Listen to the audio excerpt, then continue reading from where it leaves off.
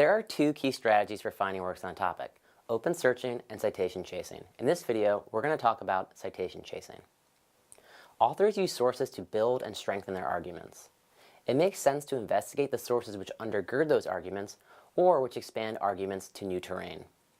Citation chasing is the process of using a known work as a starting point, then pursuing other sources connected to that work.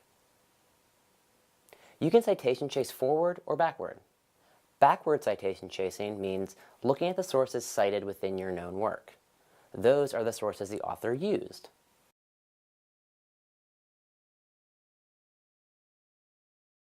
Forward citation chasing means looking at sources which cited the known work, sources published after your starting point. It's a way of seeing how the ideas have been used and furthered by others. Let's take a look at an example: Rebecca Krug's Campus Sustainability at the Edges.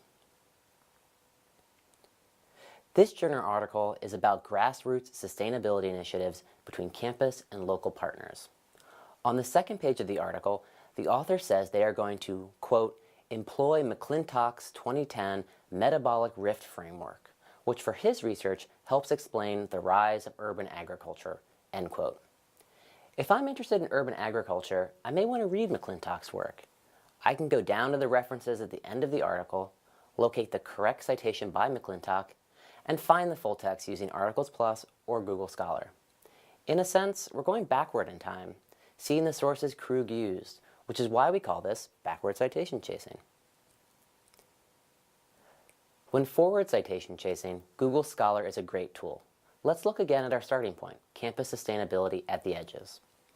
In a small link under the description of the article, Google Scholar says this has been cited by 10 other works. Clicking on that link leads me to the citations for those 10 works. All of those works have used Krug's article somewhere in their argument.